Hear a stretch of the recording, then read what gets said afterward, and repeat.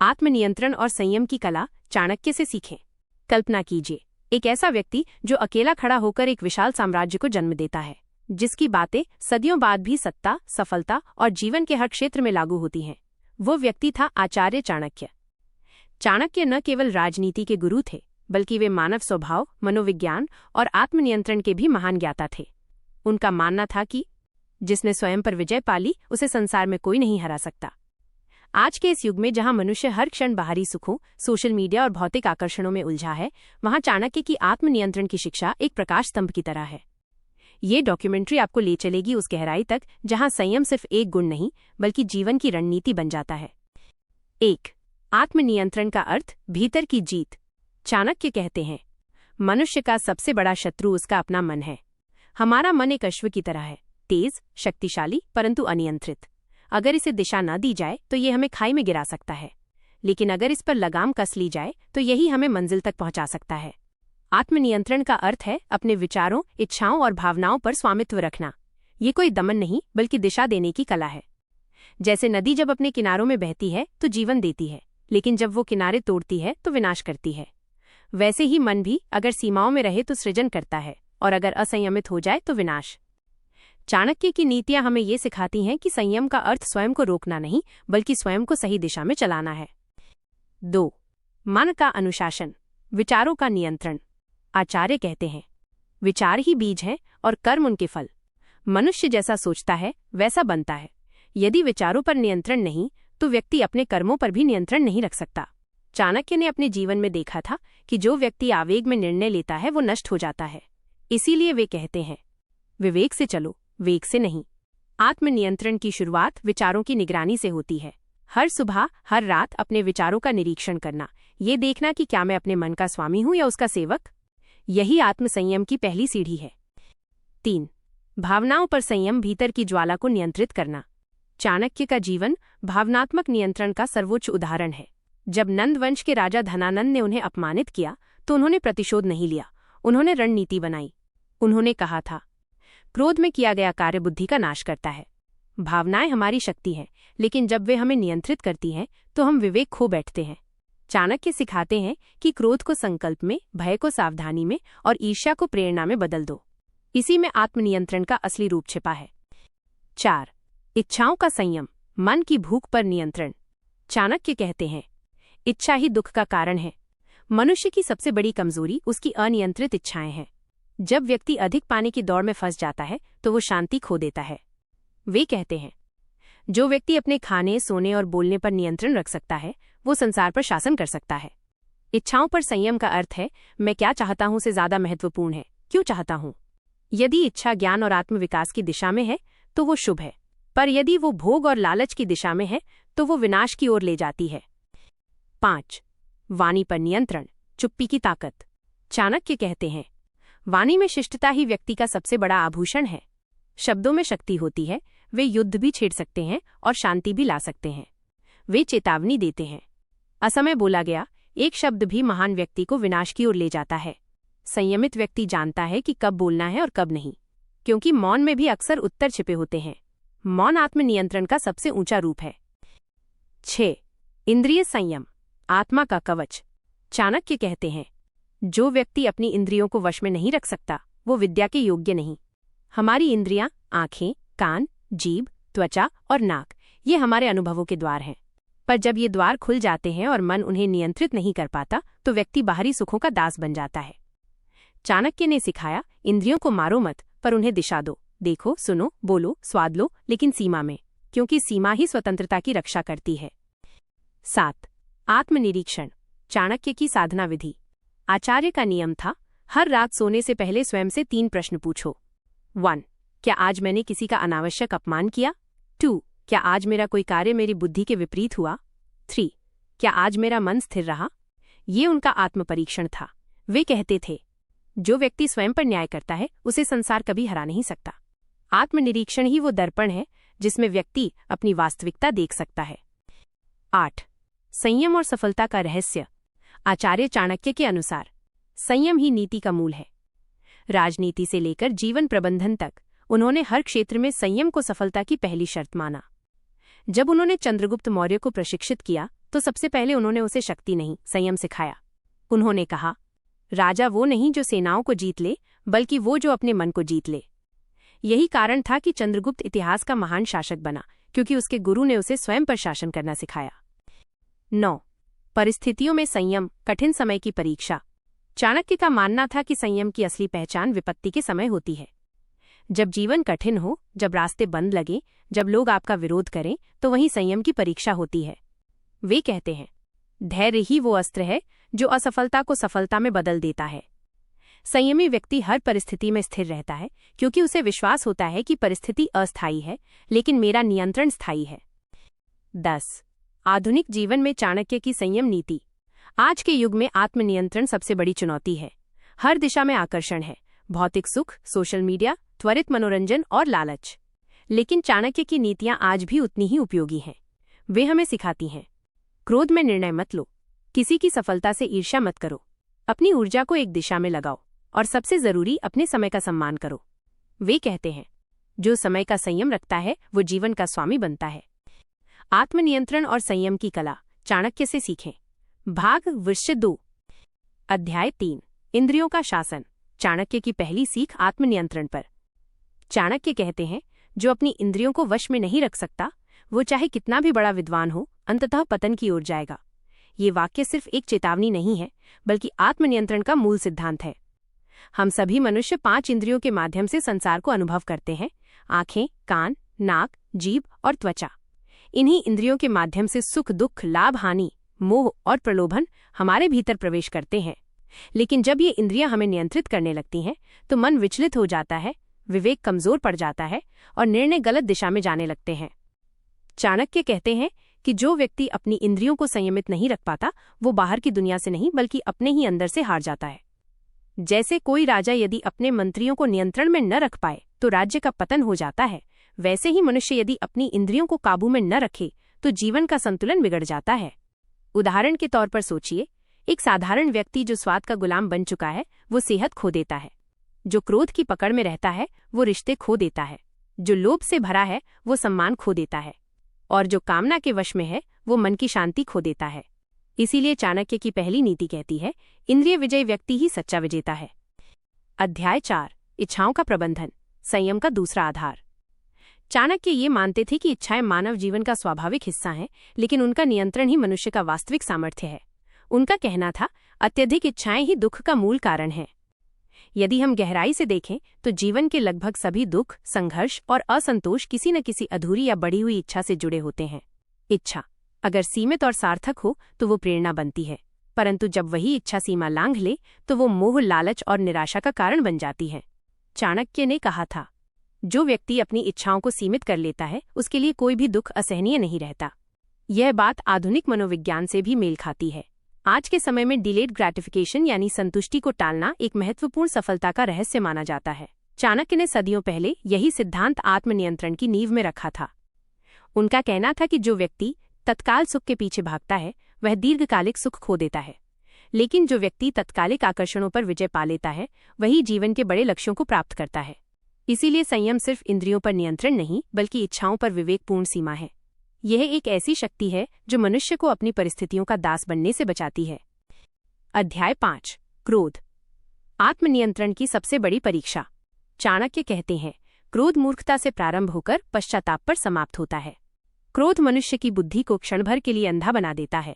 ये वही पल होता है जब व्यक्ति सोचता नहीं, बस प्रतिक्रिया देता है, और इसी एक क्षण की प्रतिक्रिया जीवन भर का पछतावा बन जाती है। चाणक्य नीति में उल्लेख है कि क्रोध को नियंत्रित करना आत्मनियंत्रण की सबसे कठिन कला है, क्योंकि जब कोई व्यक्ति अपमानित होता है या उसके मन का विरोध होता है, तब उसका अहंकार भड़क उठता है। यही अहंकार क्रोध को जन्म देता है। चाणक्य कहते हैं, जो अपने शत्रु पर विजय पाना चाहता है, पहले उसे अपने क्रोध पर विजय पानी होगी। क्रोध की ऊर्जा नष्ट करने वाली होती है, लेकिन यदि उसी ऊर्जा को दिशा दी जाए तो वो रचनात्मक बन जाती है। महान नेताओं, सन्यासियों और योद्धाओं ने अपने क्रोध को लक्ष्य की शक्ति में बदल दिया। भगवान बुद्ध ने दुख पर क्रोध नहीं किया, उन्होंने उसे समाधान का अवसर बनाया। महात्मा गांधी ने अन्याय पर क्रोध नहीं किया, उन्होंने उसे सत्याग्रह की प्रेरणा में बदला।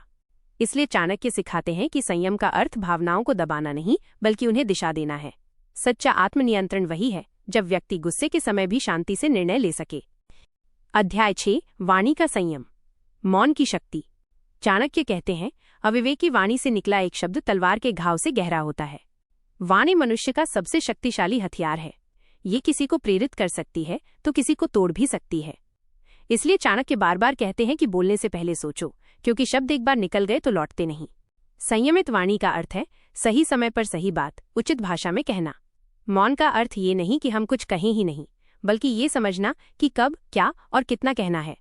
चाणक्य नीति के अनुसार जो व्यक्ति समयानुसार मौन रखता है वो सबसे बुद्धिमान होता है। आज की दुनिया में जहां हर कोई बोलना चाहता है, वहां मौन एक दुर्लभ गुण बन चुका है। लेकिन यही मौन हमारी आत्मा को ऊर्जा देता है, हमें भीतर से मजबूत बनाता है। मौन के क्षणों में ही व्यक्ति स्वयं से जुड़ता है और अपने निर्णयों में स्पष्टता पाता है। इसलिए आत्मनियंत्रण का एक बड़ा भाग है वाणी का संयम, क्योंकि शब्दों में वो शक्ति है जो किसी का जीवन बना भी सकती है और बिगाड़ भी सकती है।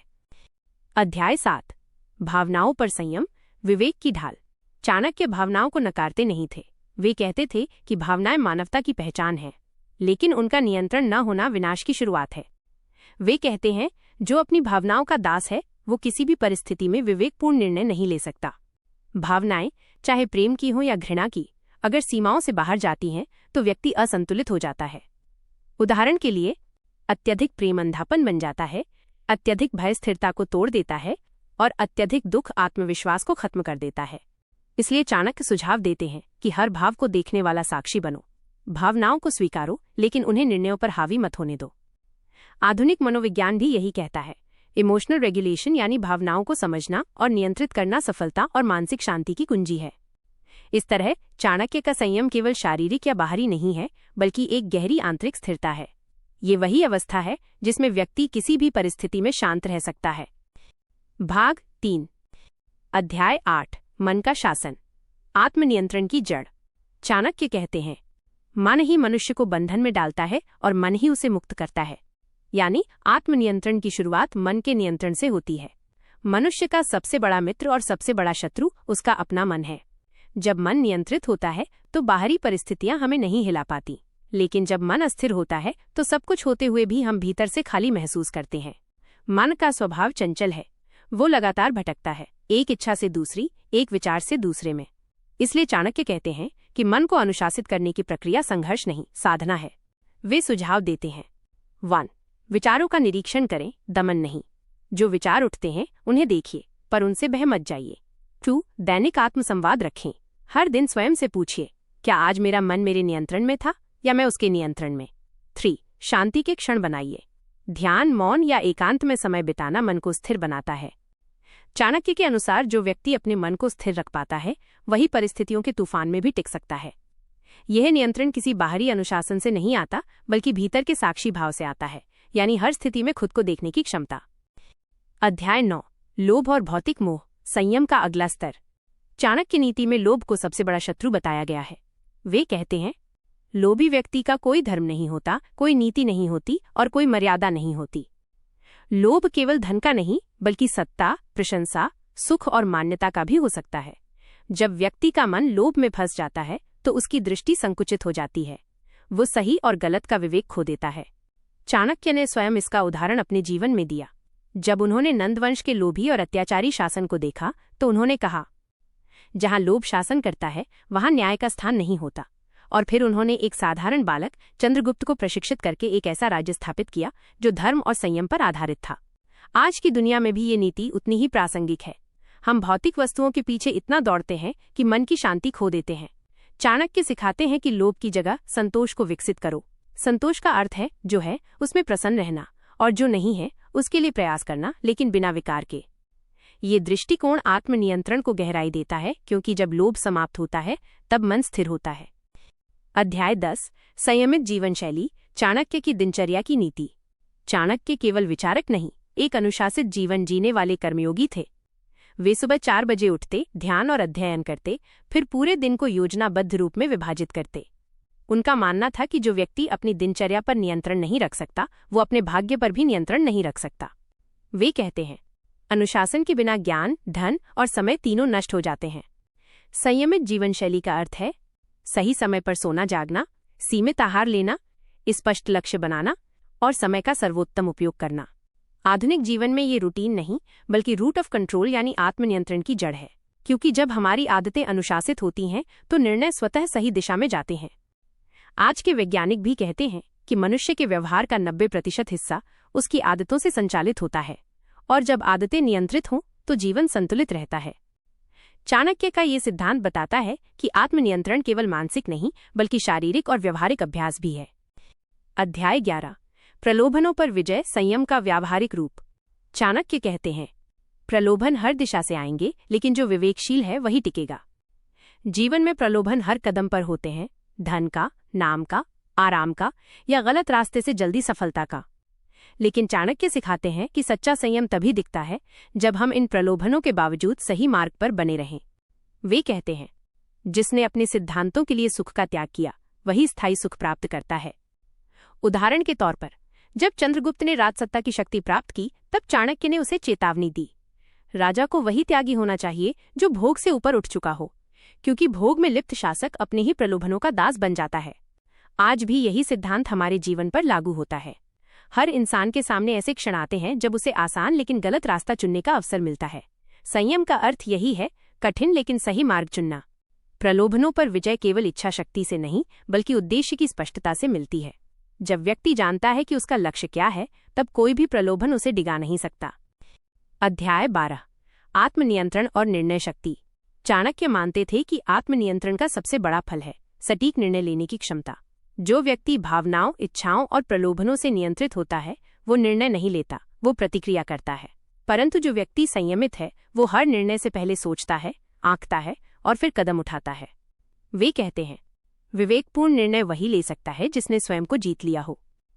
उनके जीवन का उदाहरण ही इस नीति का प्रमाण है। जब चाणक्य ने नंद साम्राज्य को समाप्त करने की योजना बनाई तो उन्होंने वर्षों तक तैयारी की। उन्होंने अपनी भावनाओं को शांत रखा, अपने गुस्से को रणनीति में बदला और अपने संकल्प को लक्ष्य तक पहुंचाया। यह संयम का सबसे उच्च रूप था, भावनाओं पर नहीं, बुद्धि पर शासन करना। आज भी यदि हम किसी बड़े निर्णय से पहले ठहर कर सोचें, अपनी भावनाओं से परे जाकर विवेक से निर्णय लें, तो गलतियां कम होती हैं और परिणाम अधिक स्थायी बनते हैं। इसीलिए चाणक्य आत्मनियंत्रण को केवल नैतिक मूल्य नहीं बल्कि रणनीतिक बुद्धिमत्ता मानते थे।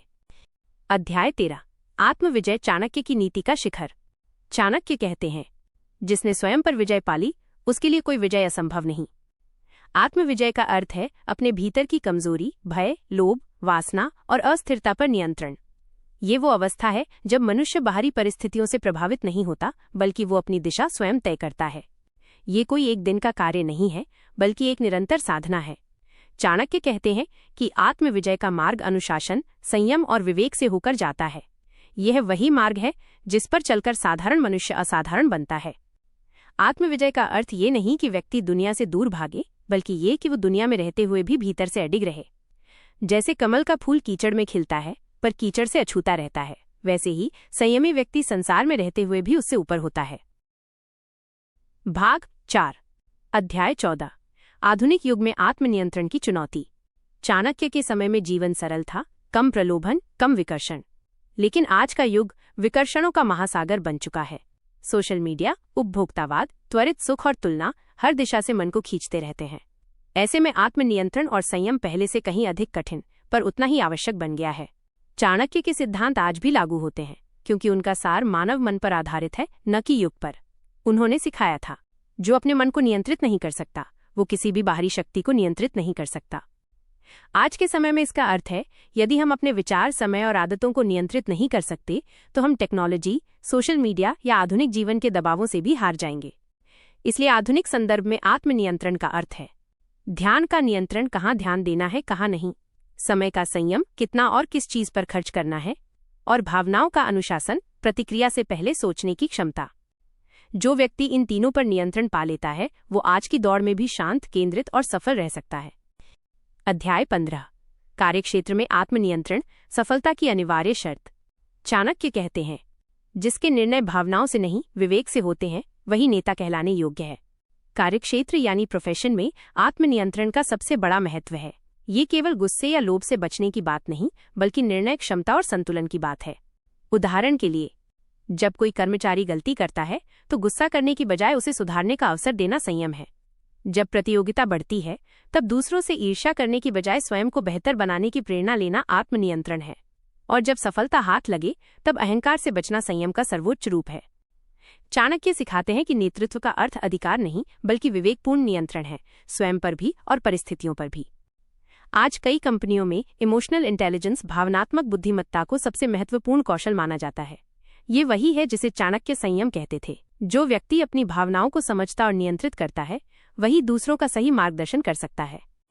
अध्याय 16 रिश्तों में संयम, विश्वास और मर्यादा का आधार। चाणक्य के अनुसार जो व्यक्ति क्रोध या वाणी से अपने प्रियजनों को दुखी करता है वो अपने सुख का स्वयं विनाश करता है। रिश्तों में संयम का अर्थ है वाणी, भावनाओं और अपेक्षाओं पर नियंत्रण रखना, क्योंकि अक्सर रिश्ते बाहर से नहीं बल्कि भीतर से टूटते हैं, हमारे अहंकार, असंयम और गलत प्रतिक्रिया के कारण। चाणक्य सिखाते हैं कि प्रेम में भी संयम आवश्यक है, क्षमा में भी मर्यादा होनी चाहिए और विश्वास में भी विवेक रहना चाहिए। जब हम क्रोध के समय चुप रह जाते हैं, जब हम अपमान के जवाब में धैर्य दिखाते हैं, तब हम न केवल दूसरों को बल्कि स्वयं को भी बचा लेते हैं। आधुनिक मनोविज्ञान कहता है कि रिश्तों को मजबूत बनाने का सबसे प्रभावी तरीका है रिस्पॉन्स कंट्रोल, यानी जब आप किसी स्थिति में तुरंत प्रतिक्रिया नहीं देते बल्कि सोचकर उत्तर देते हैं। ये वही बात है जो चाणक्य हजारों साल पहले कह गए थे। धैर्यवान व्यक्ति हर तूफान से पार पा लेता है। अध्याय 17 आर्थिक जीवन में संयम, धन पर नहीं, धन की इच्छा पर नियंत्रण। चाणक्य एक महान अर्थशास्त्री थे और उन्होंने धन को बुरा नहीं कहा, बल्कि वे कहते थे धन वही पवित्र है जो नीति और परिश्रम से प्राप्त हो। आत्मनियंत्रण का सबसे बड़ा परीक्षण धन के प्रति हमारा व्यवहार है। आज का समाज भौतिकता से भरा है, हर कोई ज्यादा कमाने, ज्यादा खर्च करने और ज्यादा दिखाने की दौड़ में है। लेकिन चाणक्य सिखाते हैं कि धन का उद्देश्य सुख नहीं, स्थिरता होना चाहिए। संयमित व्यक्ति वही है जो धन का दास नहीं बनता। वो जानता है कि पैसा जरूरी है, लेकिन सीमितता का ज्ञान और संतोष का भाव उसके जीवन को संतुलित रखता है। चाणक्य ने कहा था, जिसके पास जितना है वो उसी से असंतुष्ट है, और जो संतुष्ट है वही वास्तव में धनी है।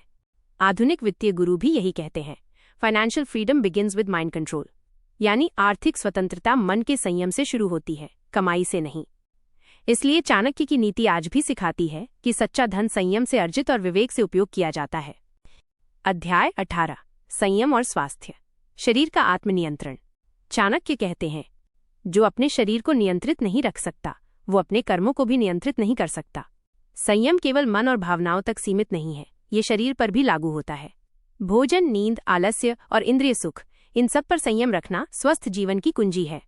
उनकी नीति थी, भोजन इतना ही खाओ जिससे आलस्य न आए, नींद इतनी लो कि ऊर्जा बनी रहे, और इंद्रिय सुख में इतना मत डूबो कि विवेक खो जाओ। आधुनिक विज्ञान भी कहता है कि सेल्फ डिसिप्लिन ही स्वस्थ जीवन का सबसे बड़ा रहस्य है। जैसे नियमित व्यायाम करना, अस्वस्थ भोजन को ना कहना, देर रात तक फोन न चलाना, ये सब आत्मनियंत्रण के ही रूप हैं। संयमित शरीर ही स्थिर मन का आधार है, और जब मन और शरीर दोनों नियंत्रित होते हैं तब व्यक्ति अपने जीवन के हर क्षेत्र में श्रेष्ठ प्रदर्शन करता है। अध्याय 19 संयम और आध्यात्मिक संतुलन, भीतर की यात्रा। चाणक्य कहते हैं, जब मन स्थिर हो जाता है तभी आत्मा का दर्शन होता है। संयम का अंतिम उद्देश्य केवल सफलता या प्रतिष्ठा नहीं है, बल्कि आत्मिक शांति है। ये वो अवस्था है जब व्यक्ति बाहरी परिस्थितियों से नहीं, भीतर की स्थिरता से सुखी रहता है। चाणक्य स्वयं एक गहन आध्यात्मिक विचारक थे। वे कहते थे, ध्यान वो सेतु है जो मनुष्य को संसार से आत्मा की ओर ले जाता है। संयम की पराकाष्ठा है जब मनुष्य अपने विचारों पर जागरूक हो जाए, जब वो सुख दुख दोनों में समान रहे, और जब वो अपने भीतर की चेतना से जुड़ जाए। आज की भागदौड़ में यही आध्यात्मिक संतुलन सबसे बड़ी आवश्यकता बन चुका है, क्योंकि जो भीतर से शांत है वही बाहर की दुनिया में स्थिर रह सकता है।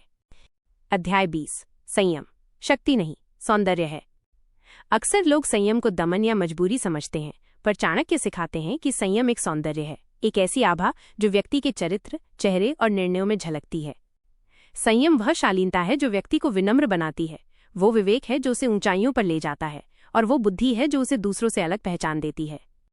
जब व्यक्ति संयमित होता है वो कम बोलता है लेकिन प्रभावशाली बोलता है, कम खाता है लेकिन स्वस्थ रहता है, कम दिखाता है लेकिन भीतर से अधिक संपन्न होता है।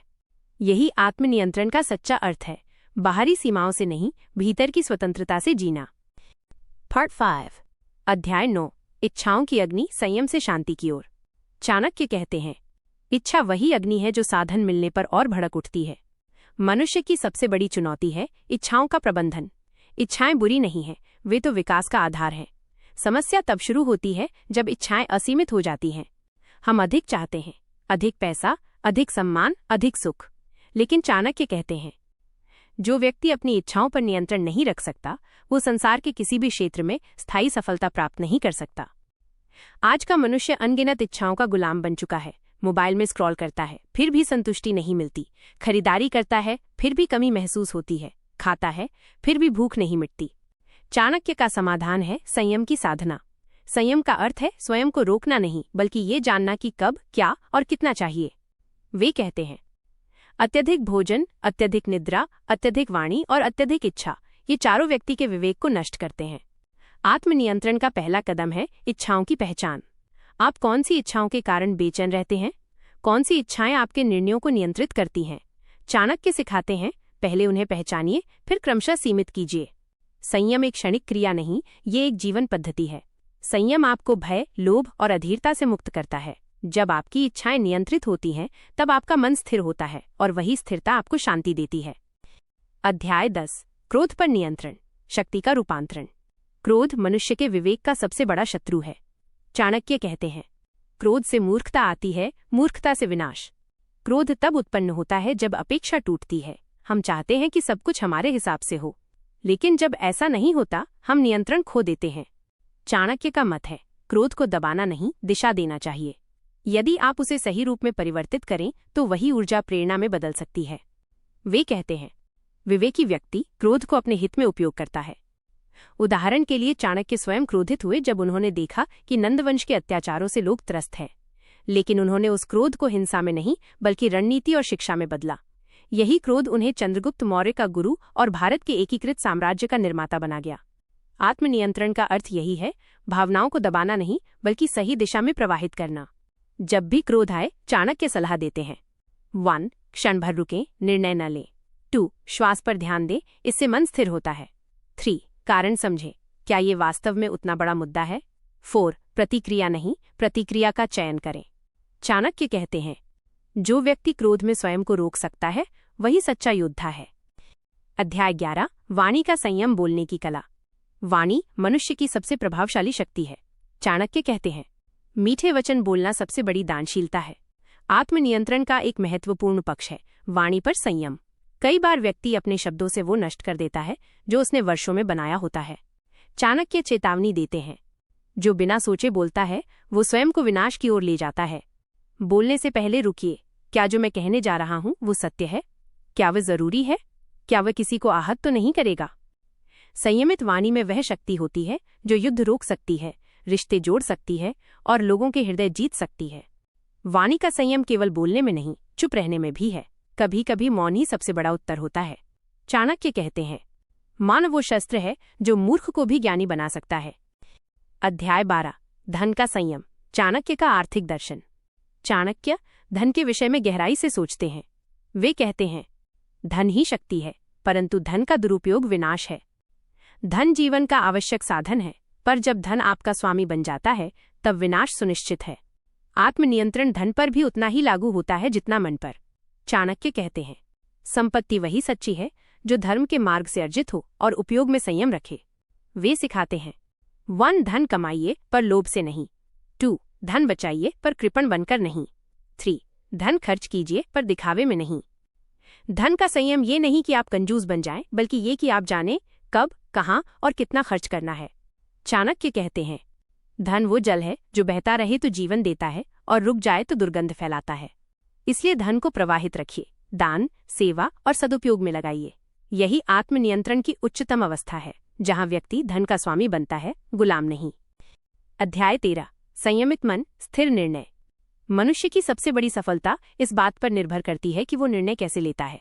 चाणक्य कहते हैं, जो व्यक्ति भावनाओं में निर्णय लेता है वो पश्चाताप पाता है, जो विवेक में निर्णय लेता है वो सफलता पाता है। निर्णय तभी विवेकपूर्ण होते हैं जब मन संयमित हो, जब मन में लालच, भय या गुस्सा नहीं होता। चाणक्य नीति में एक सूत्र आता है, मन को जीतकर ही व्यक्ति दूसरों पर शासन कर सकता है। जो व्यक्ति आत्मनियंत्रण सीख लेता है, वह जीवन के हर क्षेत्र में स्पष्टता पाता है। उसके निर्णय भावनाओं से नहीं, उद्देश्य से संचालित होते हैं। अध्याय 14, आत्मनियंत्रण की साधना, चाणक्य की दिनचर्या। चाणक्य स्वयं संयम के मूर्त रूप थे। उनका जीवन अनुशासन, अध्ययन और सेवा का उदाहरण था। उनकी दिनचर्या में 3 बातें थीं। 1. प्रातः ध्यान और अध्ययन आत्म जागरूकता के लिए। 2. दोपहर कार्य और शिक्षा उद्देश्य के लिए। 3. संध्या मौन और चिंतन आत्म संतुलन के लिए। वे मानते थे कि हर दिन का कुछ भाग आत्मचिंतन को देना चाहिए, क्योंकि आत्मनियंत्रण वहीं से जन्म लेता है। वे कहते हैं, जिसने स्वयं को पहचाना उसने ईश्वर को पा लिया। इस पहचान के बिना व्यक्ति केवल परिस्थितियों का दास बनकर रह जाता है। पर जब आप अपने भीतर के विचारों, भावनाओं और इच्छाओं को देखना सीखते हैं, तब आप धीरे धीरे उन्हें नियंत्रित करने लगते हैं। अध्याय 15 संयम और नेतृत्व, शासन से जीवन तक। चाणक्य न केवल एक शिक्षक थे, बल्कि इतिहास के सबसे कुशल लीडर मेकर्स में से एक थे।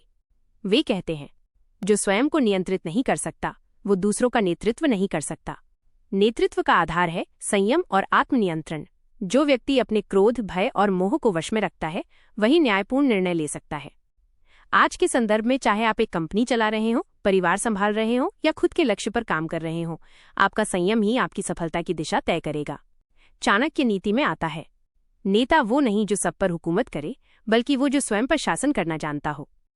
यही आत्मनियंत्रण की कला है, जहां शक्ति का प्रयोग विवेक से होता है और संयम आपके व्यक्तित्व की पहचान बन जाता है। भाग 6, अंतिम भाग।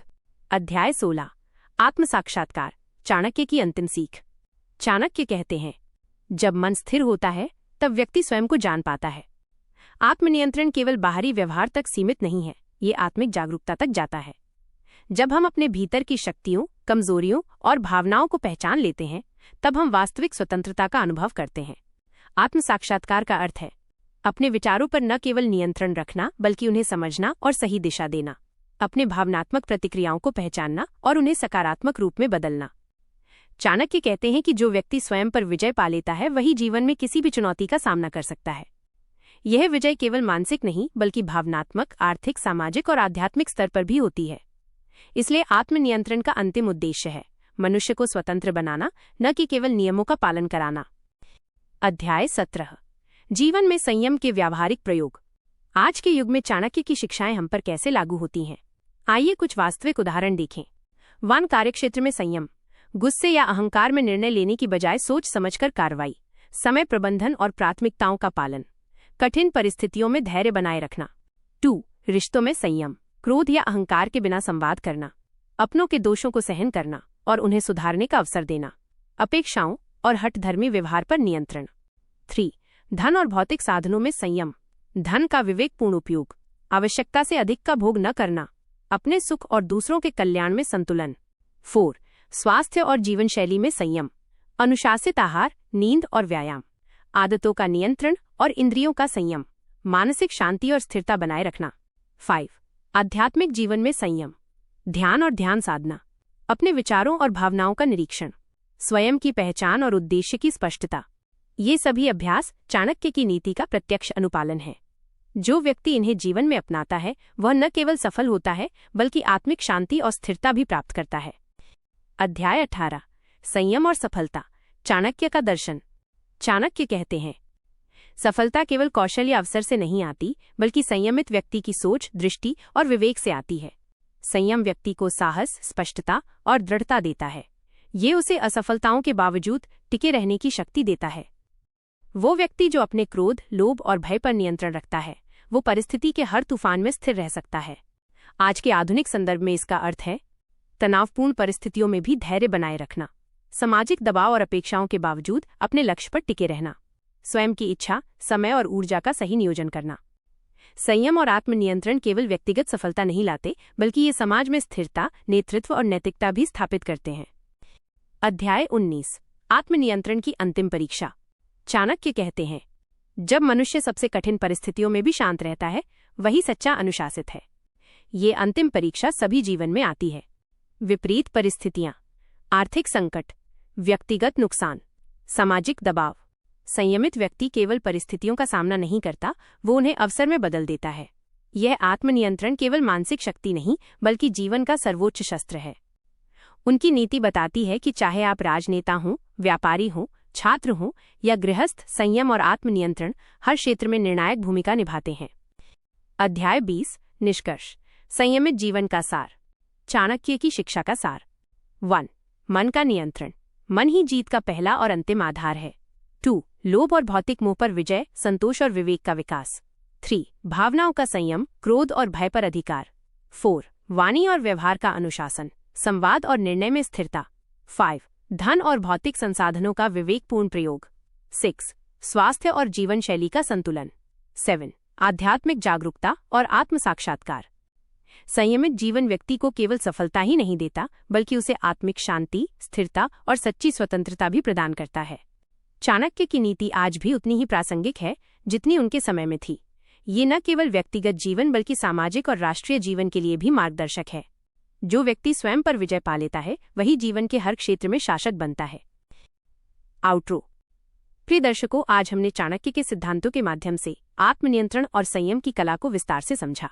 चाणक्य ने सिखाया कि संयम केवल नियम या बाध्यता नहीं, बल्कि मनुष्य की स्वतंत्रता, शक्ति और स्थिरता का आधार है। इस शास्त्रीय ज्ञान को अपने जीवन में लागू कर हम न केवल व्यक्तिगत सफलता पा सकते हैं, बल्कि सामाजिक, आर्थिक और आध्यात्मिक रूप से भी सशक्त बन सकते हैं। याद रखिए, संयमित मनुष्य ही अपने जीवन का सच्चा स्वामी होता है। इस ज्ञान को अपनाइए, अभ्यास कीजिए और अपने जीवन में स्थिरता, संतुलन और सच्ची सफलता अनुभव कीजिए। धन्यवाद।